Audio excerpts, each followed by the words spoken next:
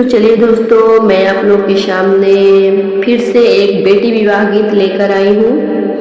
तो आप लोग लास्ट तक जरूर सुनिएगा और अच्छा लगे तो एक लाइक शेयर कमेंट करना ना भूलिएगा। तो चलिए मैं सुनाती हूँ।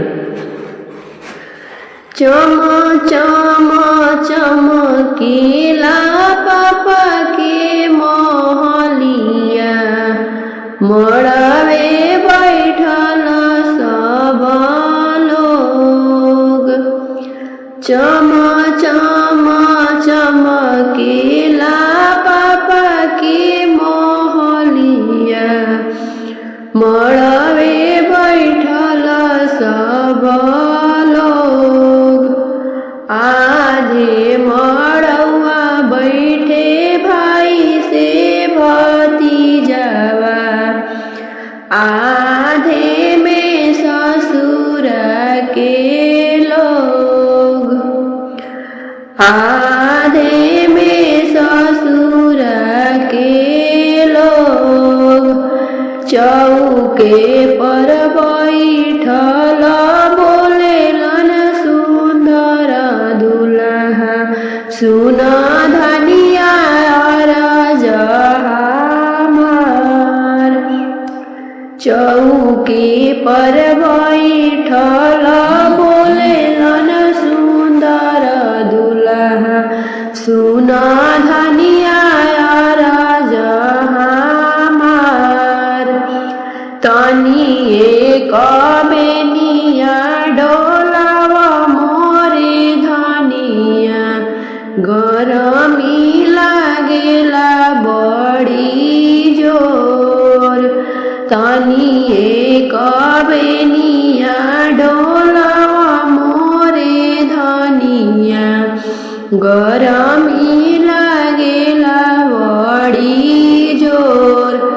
कैसे के बेनिया डोलाई मोरे स्वामी, मड़ावे में नैहर के लोग, मड़ावे में नैहर के लोग।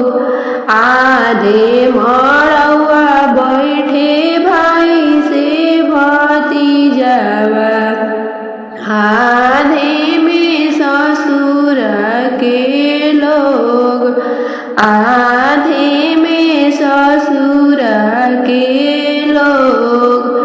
इतना वचन जब सुनेले कौन दुल्हा, उठेले बदन झाराई, उठेले बदन झाराई। तोहर दिया सासु चौके पर छोड़ब, कइले वो दूसर बियाह, कइले वो दूसर बियाह।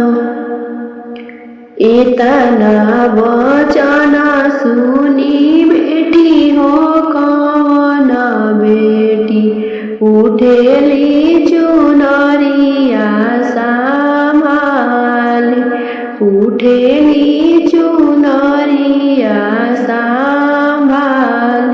तोहरे कारण स्वामी बनबो जोगिनिया, छोड़ब नैहर के लोग। तोहरे कारण स्वामी बनबो जोगिनिया, छोड़ब नैहर के लोग।